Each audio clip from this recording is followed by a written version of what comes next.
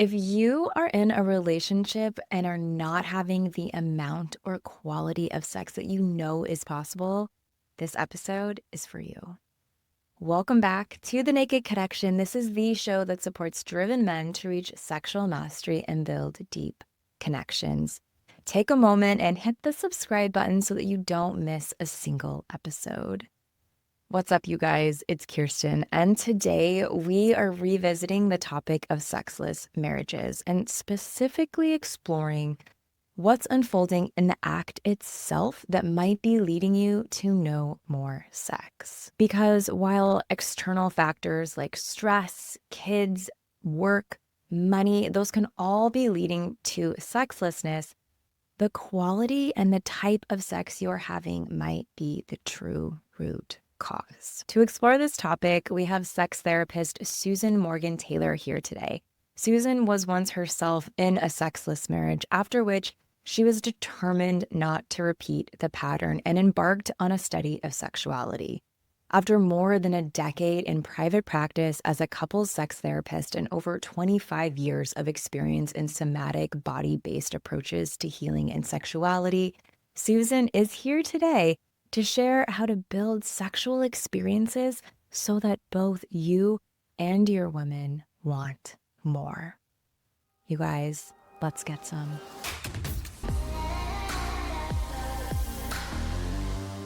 It's spring break season, so whether you've got a first date lined up, a weekend getaway with that special someone, or just wanting to be prepared for unexpected intimacy that might strike while you're road tripping with your crew, the Handyman Rocket Man Special Edition from Manscaped is your new secret weapon. This sleek, portable face shaver keeps you looking sharp when it matters most, like that surprise morning after. The Handyman delivers on-the-go freshness that keeps you looking intentional and put together, no matter where the connection may lead. Here's the thing though, the Handyman Rocket Man is a limited edition release and they're moving so fast.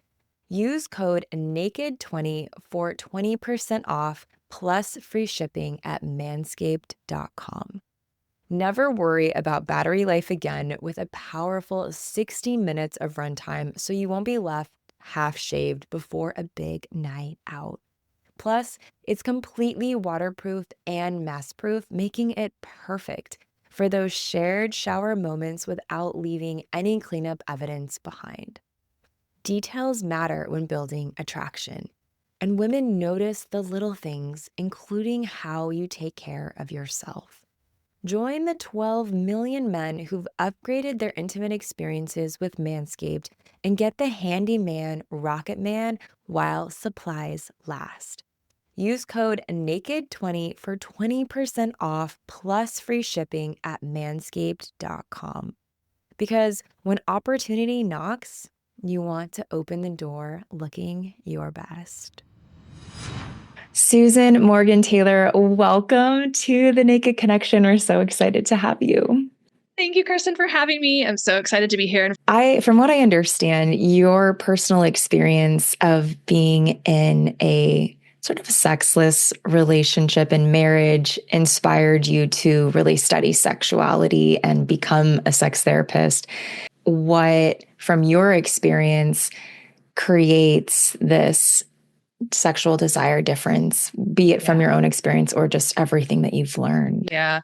Well, I think there's a lot of things that can lead to it. A lot of times sexlessness is usually it's a symptom of other things that are happening in a relation or not happening or not happening in a relationship. And I know that was true with my story, like being married for 10 years and kind of in a sexless relationship, that sexlessness was really a symptom of a lot of other things that were going on in the relationship that were leading to my lack of interest, my lack of desire to be intimate with my husband, and really feeling super like sexually shut down and disconnected. And just like I was the one in that marriage that was like really not interested in sex. And what was so interesting is when that marriage ended, it was like night and day. Like my libido, my sex drive, it like came out of nowhere. And I was like, wow, I felt alive. I felt connected to life. I wasn't interested in being sexual with anybody immediately following the divorce. I really took time just to kind of heal and be single for a while. And, but there was this life force that came online inside of me. And it really made me realize that there's a lot of things contextually that happen in a relationship that can lead to that disconnect and to that loss of interest in sex over time, particularly in long-term relationships. Mhm. Yeah. And I'm wondering from your experience, I think it would be really interesting to be able to illuminate what that lack of desire can be like. You're married to someone that in many ways you love, and then at the same time, the desire isn't there, and maybe your partner is wondering why. There's frustration showing up. What just for helping a man kind of get some insight, maybe a peek into the window of what that experience could be like presently for their partner if they're Yeah. being If you're like, in, I'm so in for this right now. yeah, a guy listening who's experiencing this, yeah, what it was like for me was a lot of kind of giving in out of obligation and sort of just to keep my partner happy. What I didn't know at the time, and I think this is probably useful for your listeners to understand, is that I, like a woman needs to know her own body. We have to be connected with our own pleasure and our own capacity to actually feel what feels good for us. What do I want? What do I need?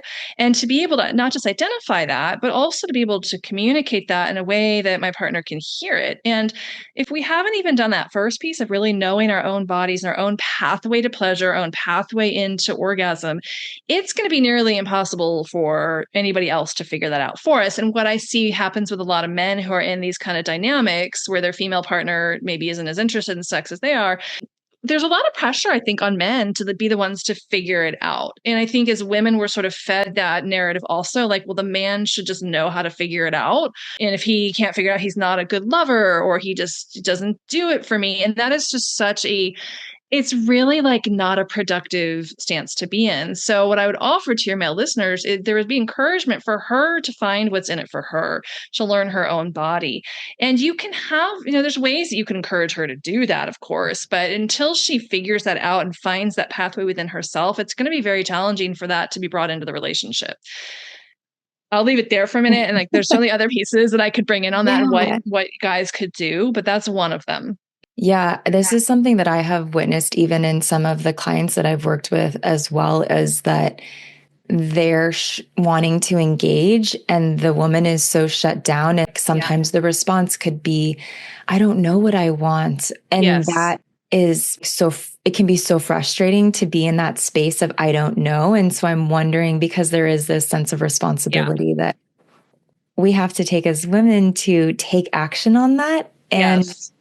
if a man is in that space with a partner who's saying, I don't know, and isn't taking action, Mhm. then what? Yeah. Well, I mean, I think that's a big part of it is the understanding there's a certain pathway to knowing how to know. Mm. Aside from working with a professional like Mhm. myself, um, which is always a really great option, by the way. Like, there's no shame in needing help and support, I believe, from an outside source. But what's required for that is time and space. And what happens a lot is we're feeling rushed or there's a sense of urgency. We feel a lot of times as women that, well, he's ready to go. So I need to just get up and get ready. Like, I got to make this thing happen. But the problem with that is that we're not giving our bodies time to actually to relax and to open so that we can find what that is. And if we're very disconnected from what do I want, what feels good for my body, it's going to usually take a lot more time. So if we can learn how to give that to ourselves, and if he can give that to her, take your time. There's no rush. And I'm not going to move or touch you until you let me know what would feel good for you. For example, right? If you really wanted to do this intentionally, it might be something like that. Like, take all the time that you need. There's no rush. I'm not going anywhere. And I'm not going to do anything until you let me know what it is that you desire, take all day. Like, so that's kind of what's needed a lot of times, is that level of spaciousness, which we so rarely ever get or ever give ourselves. We're all trying to get to the act, right? Instead of, if we can just learn to slow down and notice what is happening in my body, what am I feeling in my body, and what do I need right now so that I could relax more, so that I could open more, so that I could trust my partner more. Because a lot of it comes down to that trust piece as well, right? There's a lot of vulnerability that has to happen for any of us to really come into our capacity to feel pleasure and to receive pleasure. We have to be willing to trust our body sensations, and also trust the relational space and the person that we're with, and that it's a safe space to feel deeply. When I say trust, that's really what I'm referring to, is this a safe space and a safe person, so that I can feel deeply within myself. And, there's not gonna be like negative consequences for that, or that I can ask for what I need and I'm not going to be shamed or rejected or judged for that. That's another reason why we disconnect from our desire, some of those fears. There's so much in this. And you mentioned that this sexlessness is really kind of a symptom, Yeah. and it's sounding like one of the roots of this symptom could possibly be that the woman isn't connected to her own body, to her desires, and to Right. being able to communicate that, or feeling safe communicating that. I'm wondering, what are some of the other things you've seen show up that could be creating this symptom of a couple Yeah. not being intimate? Yes, right. So I work a lot with couples, and I work on this issue a lot with couples. But one of the things that also sometimes happening is he's coming at her in the way that would work for him. So she might not. So we're all kind of wired a little bit differently in terms of our arousal map. So this is one of the causes of um, what we call desire discrepancy. That's like the clinical term for mismatched libido. That's kind of how you hear it more generally in the lay community, but we call it desire discrepancy, or one partner wants it more than the other. And a lot of times what's happening is he's coming at her in a way that suits his arousal style. So he might have a style that's either explicitly sexual, meaning, sexual archetypes, like just direct genital touch, let's get down to it, let's kind of go straight for it. Or you can also call it spontaneous arousal, or spontaneous sexual desire, which I think it's like 75% of men are wired in that way, where they just can like think about sex and they want it and they're like ready to go right away, right? Or see an attractive woman and they're ready to go. Whereas there's this other piece called contextual desire, where it's a little bit more complex. And I think it's, maybe they say something around 35% of women have that. So there's a good portion of women that are sort of wired more contextually, or one of the different arousal maps, archetypes, or blueprints, which some of them just take more time. It's more about having distance and teasing and more spacious and slowing down, not have any direct pressure for anything sexual to happen. So if he's coming at her immediately with wanting to get to sex, or in very overtly sexual ways, here's a common one that I see a lot of men do. Like, he buys her a sexy outfit or a piece of lingerie and like lays it on the bed, like hoping she's going to put it on. And to her, that's like so offensive, because now she feels pressure. She's got to put this thing on. It's for him. It's what he wants. Whatever is going on in her mind, maybe she's having body issue concerns, or she's not feeling sexy, or she doesn't feel like it looks good on her. Whatever the thing is, like, it's not the thing that's actually opening her. That just shut her down. So some of like how you solve this issue is learning to speak each other's language and understanding specifically how are you, what is your arousal map? What is your why? And there's ways to determine this. It's one of the things we do at my couples retreats. I help my couples actually to discern what is their actual arousal map. And then a lot of the mystery is gone. And then there's just this clarity there. Then we know how we can actually activate one another in a way that works for that person. So if he can understand that and learn to speak her language, then he's going to have a lot higher chances of being successful in getting the sexual piece online.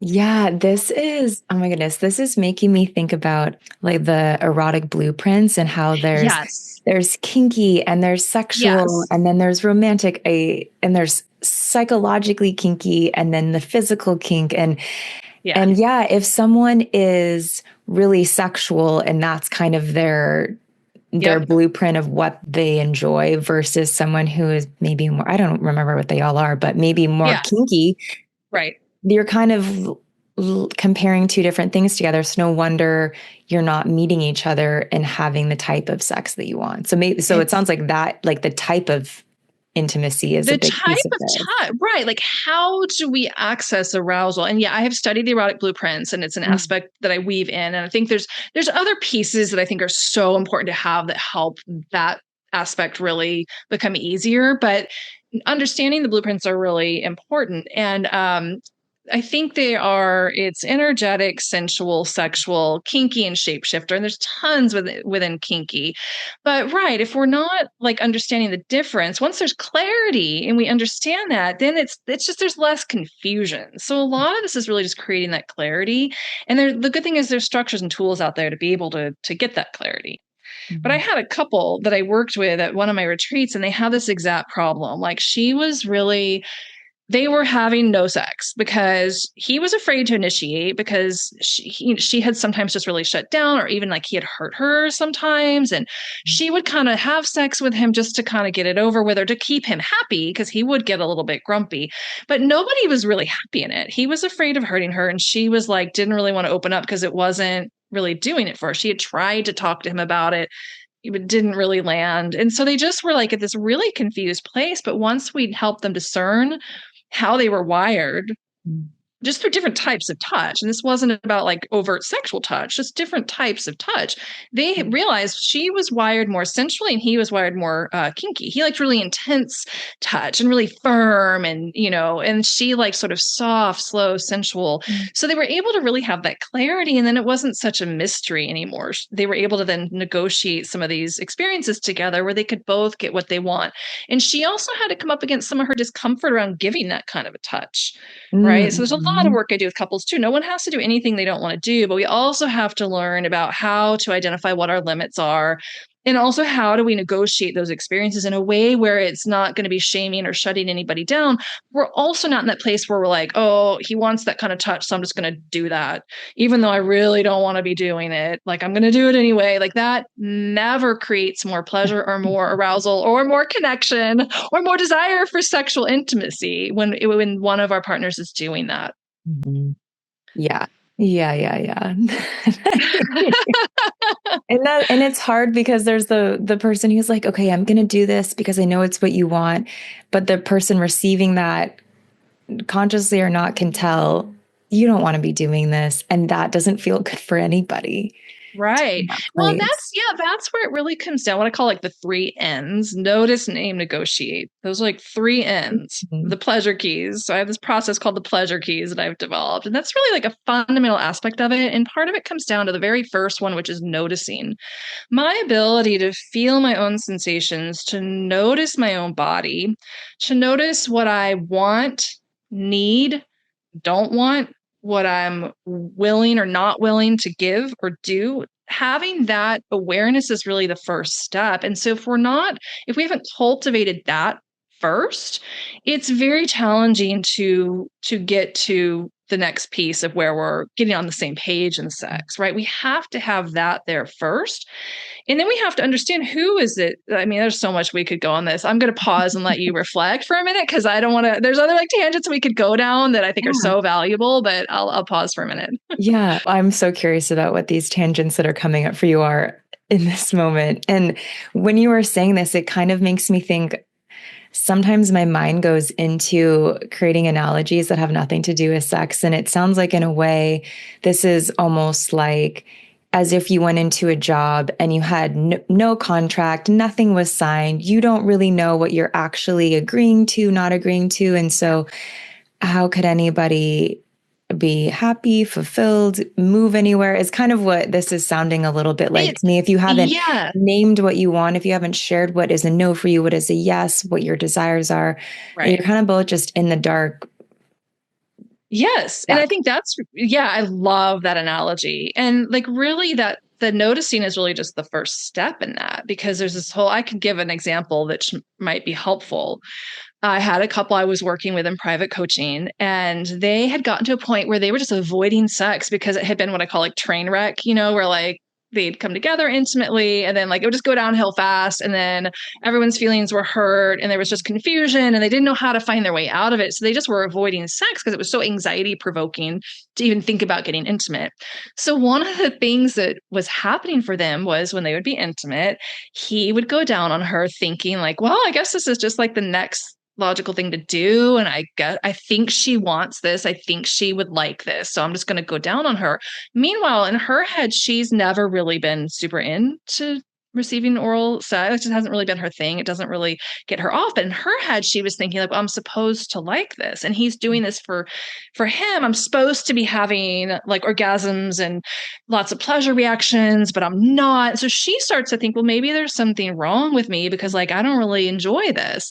And then she felt bad, like she had to produce some kind of result because she thought he wanted it. So one of the things that we did in our work was I helped them clarify who is this happening for. So this is one of those questions that this can be a little confusing at the outset, but we need to have the clarity of who is this happening for, because what was happening with this couple, what we discerned was that nobody actually wanted that. He didn't really, I mean, not that he minded going down on her, but he thought she wanted it. So he was going down on her thinking she wanted it.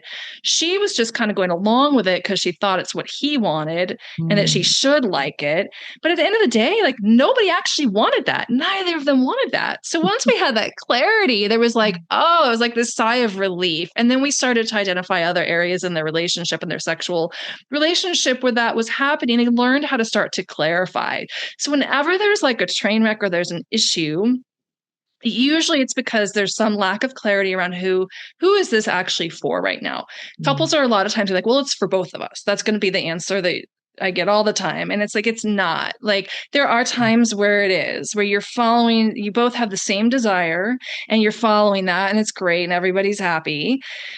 But the times where couples are having problems and where they come to see people like myself, where they're reaching out for help, there's a lack of clarity around who is this actually for? Whose desire are we following at any one moment? And when we can get clear on that, the sky is the limit. There's so much more fun that can be had and so much more pleasure that can live in that space when that clarity's there, because now Mm. nobody's tolerating, nobody's giving in out of obligation, nobody's doing something that they feel they have to do because the other person wants it. We clarify that. And clarity is really at the core of connection and confidence. And when we have that, that's what most people are wanting. We want to get on the same page. We want to feel more connected, more confident, have more fun, not have it be these train wrecks where there's anxiety and avoidance of intimacy, which is usually the case when there's desire discrepancy. Somebody is avoiding usually.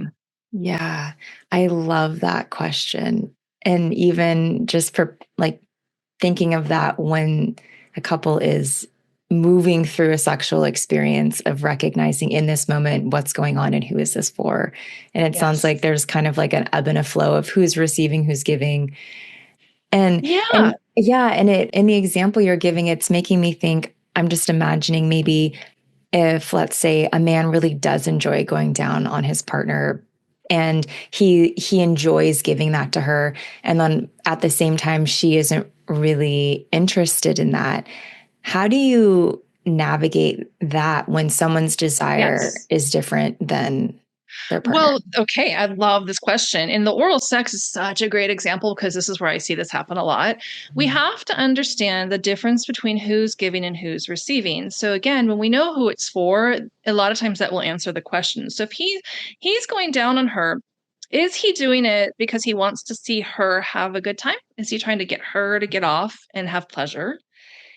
Is that what he's doing? That's probably a lot of times the case. Mhm. Or is he doing it because he truly enjoys it really for himself? It gives him pleasure to do that. And whether or not she responds in a certain way is maybe, not the most important thing. Because what happens a lot of times is there's an over dependence on what's called indirect pleasure. So it shows up with oral sex a lot, where we're getting our pleasure from seeing the other person in pleasure. So if he goes Mhm. down on her with the goal of having her have a certain reaction because that's what he wants for his enjoyment, now our wires are pretty crossed because she's going to feel there's a certain obligation to have to produce a result from this thing that she's not into. She's doing it for him. he's going to say it's for her, but it's actually what he's actually doing. It's really for him in that scenario. Mhm. Her reaction is for him. Like he's wanting this reaction from her. For So there's a him. lot of wires crossed, right? Yeah. So if we can get that clarity, and again, there's a very clear pathway to this, and this is a lot of the work I do with couples is bringing in the framework. This is also why desire discrepancy is such an issue. We don't have a clear framework to Mhm. see the problem through that makes it crystal clear. But we can have oral sex if she didn't have any obligation to have any kind of response, like, okay, you can just do this for me. It's for me. I'm going to follow my pleasure and I'm the one receiving. I'm going to go down on you, but this is for me. I'm the one receiving. And all of the gift that she's giving at that point is just the access to her body. She didn't Mm. have to there's no pressure for her to have to really do anything. She doesn't have to feel anything. She doesn't have to groan or make noise or get pleasure from it. We don't want her in a place where she's just like gritting her teeth and putting up with it, because that would be tolerating. We're trying to unwind that pattern. But if she can, with a full heart, be like, go for it, go ahead, go, it's for you. Like, you want to have a good time. That's awesome. Like, you can have access to my body. So she's actually in a giving role and he is in a receiving role in that scenario. But the beauty of that is when it's clarified, no, there's no pressure anymore. Now he can, Yeah. within the limits they've established, take what he wants, have his enjoyment, and there's no pressure on her to have to get anything out of it. So the clarity is really useful. Yes. Yeah. Even as you're describing this, it sounds like a completely different dynamic and situation Yes. with understanding what's actually Who unfolding. it's for. Because if it was for her, if he was really doing it for her, it would look very, very different. What that would look like is, how do you want me to go? How do you want me to touch you for your pleasure? How would you like me to stimulate you for Mhm. your enjoyment? Her response to me, I don't want you giving me oral sex at all. I don't Yeah. want oral sex. I want something totally different. Yeah. If she did want oral sex, then it would be, we're following her desire. How would you like to arrange that? How would you like this? How's the pressure? Right? We'd be checking in. Is this what you had Mhm. in mind? Like, it would be a very, very different dynamic for him to be in a giving role to her, following her desire, versus how the wires get all crossed, where it's really actually for him, but he says it's for her, and she doesn't really, she thinks it's for him. Like, it's Yes. a Yeah. mess. It's a train wreck. Yeah. Yeah. And this is making me think about how so often I've heard when talking with men that it's like, well, what do you want? And the response is, I just want you to feel good.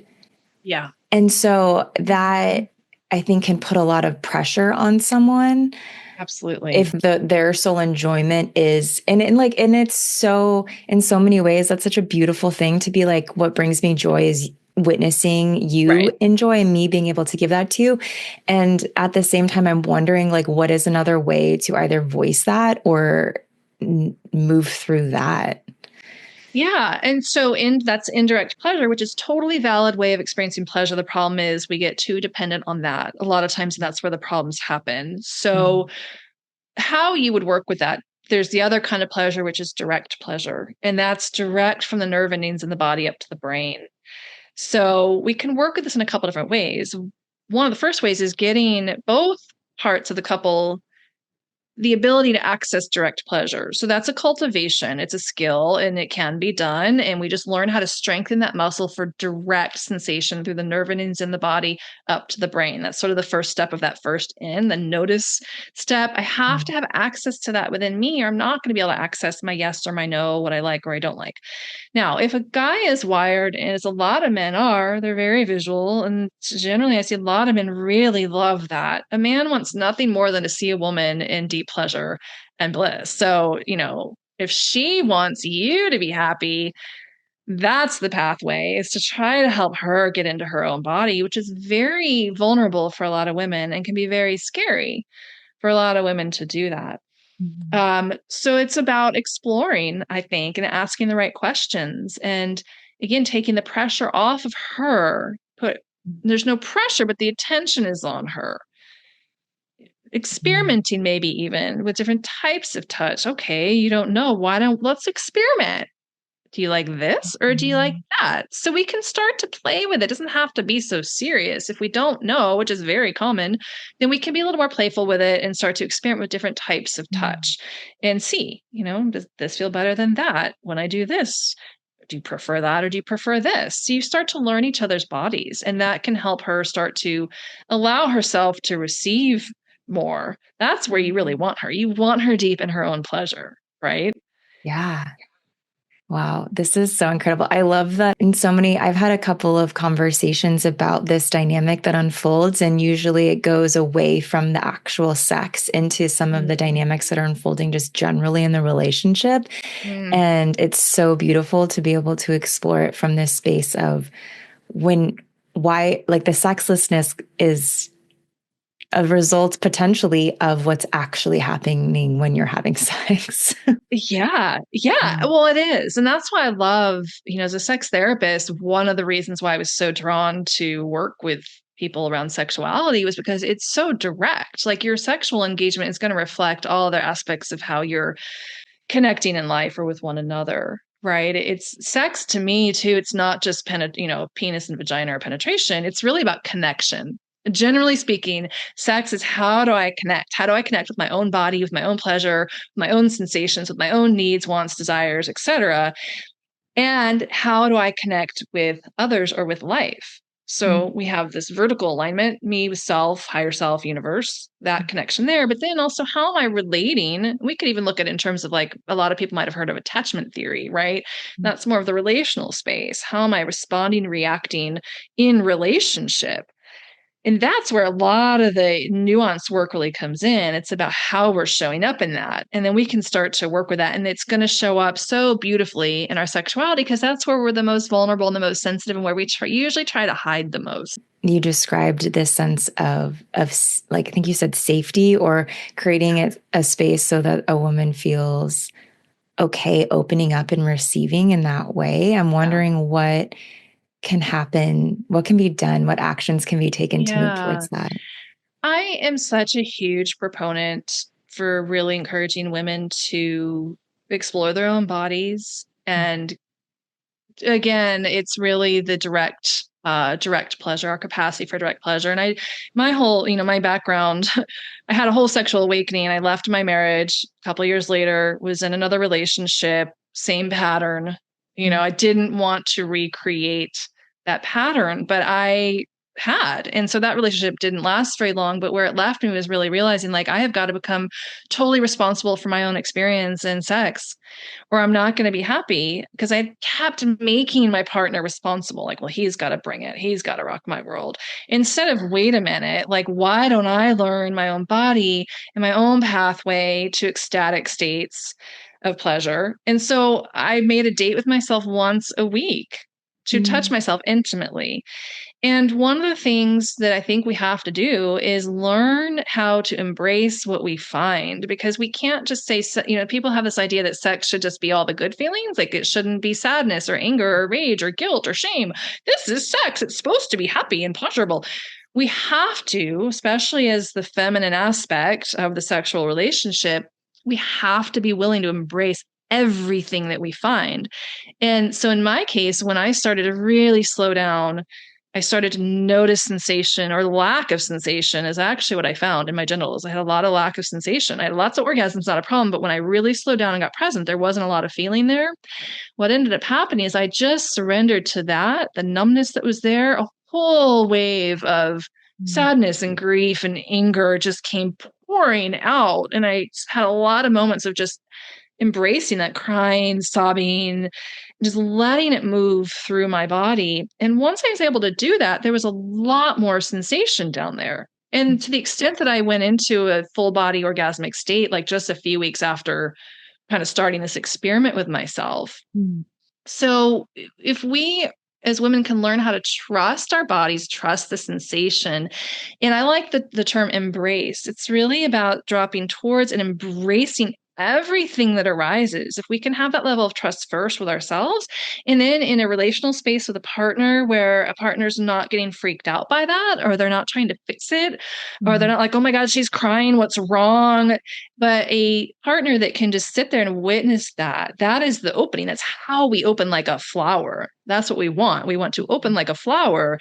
And so from the men listening, there's a lot of that. There's nothing wrong. If your woman is giving you that's part of her energy, which is what he wants anyway. That's really what he's after, right? Is her radiance, her energy. When she's dropping deeply into that, there's a whole range. We have a whole spectrum that's in there potentially. Everything from the most positive, pleasurable feelings down to the dark and the dirty. And so if he can hold her in that and just be with her in that, not trying to fix it or make it wrong, not saying, why are you feeling that? Don't put her in her head, but just be there.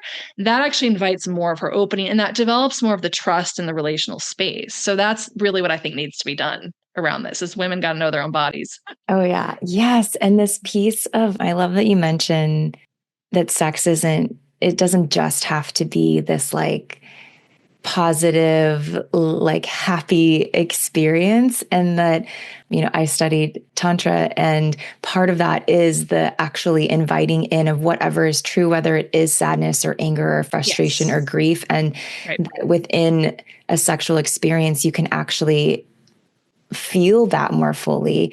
And Yes. I'm wondering in this, and I'll just like from personal experiences, like some of the most beautiful orgasmic states I've had have come from a place of sadness or Yeah. pain, and it becomes this really beautiful and totally different Yes. experience. And so I'm wondering and thinking about that, how this, if a couple isn't having the amount of sex or the type of sex that they're wanting, if a part of that could be, well, I'm really frustrated today, and the last thing I want to do is like pretend like things feel good. And so, and so I'm wondering if inviting in, okay, well, let's use this frustration, let's use this sadness, let's use this tiredness in our sexual Yeah. experience. Absolutely. Because think about it. If you look at sex from the definition that I use, sex is about connection. If Mhm. we're feeling a certain thing, let's say frustration, and I'm like, I don't want to feel this. I'm supposed to be feeling something else. Or I just don't want to feel frustrated. So I'm going to numb it out. I've Mhm. automatically gone into a state of disconnect within myself. So Mhm. that's not going to engender more connection with a partner if I'm disconnected within myself. So one of the things is that again, it's that connection, what you said, truth. And I'll tell this to my couples. Like people are always like, I want more passion. How do I get more passion? Like you want passion. I'll tell you the simplest way to do that, just start telling the truth. Like bring what's here now Mhm. in the fullest expression that you're capable of bringing it. Because that's like a muscle that we can develop as well, right? Can I allow myself to really feel the frustration, for example? Then, as Mhm. I do that, what else is with the frustration? And usually, under frustration, there's a lot of helplessness. A lot of times, Mhm. that's sort of the thing that's attached to it. Helplessness, grief, sadness, rage can be part of that. But automatically, when we come into truth to that degree, there's going to be way more energy released. And then there's more Mhm. passion, and there's also more connection because now I'm being truthful within myself. There's no Yes. pretending.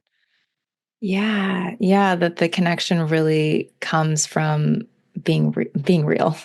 Being real. And yeah, and the Yeah. essence of timing tantra is really, well, it kind of depends on what path or school you're in, but ultimately it's a path of non-duality. So it's about seeing all things as part of the one. There's no separation. So that's where we kind of get distorted, right? We think that I shouldn't feel anger, I only should feel joy. Instead of, what if I just said yes to the thing that's here now, feel it fully, embrace through the act of embrace, allow that energy to move through me. And I will tell you, Kirsten, like what you said, you've had some of those experiences like through deep grief and crying, it shifts into orgasmic energy because it's part of our life force. I've had orgasmic experiences from feeling it was first deep fear and then anger and rage and then suddenly like a full body orgasm. Mhm. So like our emotions are tied into our life force energy, which is the orgasmic energy. It's an Mhm. aspect of who we are as human beings. And it's just when we try to separate one as good and the other as bad that then now we've got disconnect. So it's a matter of bringing them into union within ourselves. And then within the relationship, there's ways to do that too through practices and such.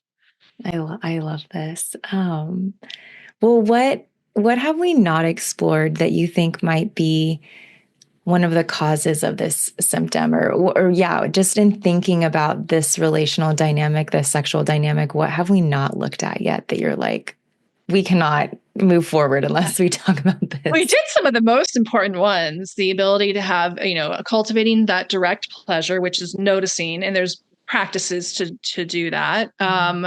the answer to who is it for, understanding that. And then I think, well, the third one we did touch on a little bit, but it's the framework, like actually having a framework that helps you make sense of what's going on. That's where a lot of couples are really stuck and why there's so much confusion.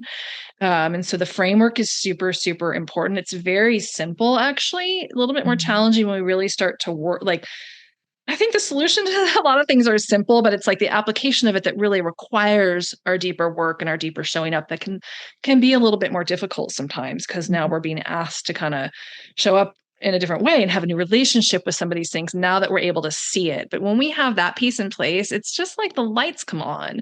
It's not so hard. And then we can work on the development of the skills to start to have a new experience. So I think that Mhm. that piece is really critical. And it's a piece that's really missing for a lot of couples out there, Mhm. even in the coaching and sex therapy worlds, like you just don't tend to find that enough, in my opinion. I think we really Yeah. need to have that framework. And that's part of why I do the work that I do is to bring that to my couples. Yeah, and I guess in understanding that for someone that's listening, how do you start to begin the process of building out that framework? Like, what is something Yeah, they could do today to start yeah, this? okay. You want to do something today? I would give you the practice of waking up the capacity for direct pleasure, which we do very, very, very simply. A very simple one of the simple practices called waking up the hands. I learned this from Dr. Betty Martin, who is an amazing sex educator, developed a body of work that I've studied extensively with called the Wheel of Consent's beautiful work. But learning how to actually slow down and begin to notice. So all you do is you pick up it can be any object and just lay down, put some soft music on, and I mean, give yourself 10 or 15 minutes of this. And you just start to notice what sensations are available in the hands. We're just working, not, no genital, nothing's happening. Just within yourself, start to notice what am I able to be aware of right now, just in my hands. And that practice over time, what that does, it starts to expand our capacity for direct pleasure. And that the first N of the three N's that I was sharing, that's the capacity to notice and we're Mm, not trying to get anywhere. There's no goal, there's no outcome. We're not doing anything other than I'm going to strengthen this muscle of noticing. And we do it that simply, just starting with the hands. And then mm. from there, we can expand, but it's more than what we can get into today. So maybe Yeah. people can come to one of my Right, retreats, right. I guess, if Yes. they want to learn more. Yeah, yeah. No, what a great way to begin just exploring the body and the response that can happen from light touch, soft touch, different touching different places of the body. What is it that Yes. you actually want to experience? I think yeah, and I think even if you wanted a more like explicitly sexual practice, this is what I did with myself when I was going through my whole journey into the study of my sexuality over a decade ago, is taking time to touch yourself differently. Because a lot of times what we're doing, I even like the word like, I like self pleasure usually over masturbation or a sensation mapping practice, even something like that, where Mm, pleasure isn't necessarily even required, where all we're doing is slowing down and we're just starting to notice genitally what do I feel and where. And yeah, does this feel better than that? How does this feel? What happens here? And getting rid of the idea that orgasm is the goal or climax is the goal of a self mhm, pleasure practice. Because when we're in that mindset, it actually gets us on one pointed focus to the extent that we kind of block out a lot of other things. And we actually reduce our capacity for orgasmic experience when we're just solely focused on the outcome of climax. mhm, So it's kind of like rewiring our brain to a totally different approach of slowing down, becoming more present, more aware, and getting rid of this goal orientation. So that's mhm, another thing that people could mhm. do as well. If they really want to like get dedicated and start having new orgasmic experiences and deeper connection, like that practice is absolutely invaluable. Especially when looking at like male sexual dysfunction, one of the best Yeah. ways to start shifting that is to build in different ways of self pleasure, of masturbation to kind of rewire the brain so it isn't step one, step two, step three Right. We done get so yeah.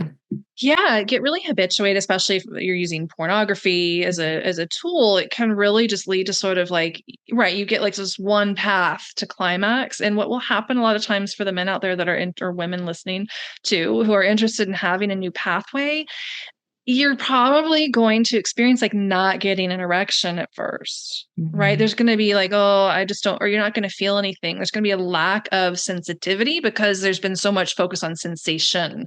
So there's a Mhm. real difference between the cultivation of sensitivity and then like sensation based stimulation, which most masturbation is just, yeah, stimulate it, get it off, and now I'm good, and go on to the next thing versus let me slow down. I want to create new pathways. And that will help with some of the dysfunction that men face with ED and even premature ejaculation, learning how to slow down, breathe, and be more present in the penis, and then cultivating these different pathways to climax or not even letting climax be the main course of that whole engagement, which I know is a novel idea for a lot of men, but there's a benefit to it.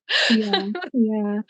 Amazing. Well, Susan, thank you so much for coming on and sharing Oh, all of this. It was really a joy to have a conversation about sexlessness related to what's actually happening during yeah. sex. So I really appreciate all of your insight. I know this was just one topic of many that you have such insight and knowledge into. And so if anyone wants to attend one of your retreats or connect with you, where can they find you? Well, thank you so much. Yes, and I do have for some of this conversation, I forgot, but I do have Mhm. an ebook if anybody wants to Okay. kind of go a little deeper with what I just said there with the cultivating that direct pleasure. So they can get that at pleasurekeys.com. It's like just a downloadable PDF ebook. And then for retreats and other offerings, pathwaytopleasure.com. And all of my stuff lives there. And we've got amazing couples retreats coming up and would love to have anybody who feels called join us for those. Amazing. Well, Susan, thank you so much for coming on today. I really appreciate you Thank you, joining Kristen. us. Yeah. Thanks for having me. Thank you so much for tuning in to this episode of The Naked Connection. Be sure to subscribe so you don't miss another episode. Trust me on this, your sex life and that special someone in your life will thank you for it. And if you really love the show, please take a moment and leave a 5-star review or a written review and let me know what you think. It would mean so much to me and this show. Until next time, happy connecting.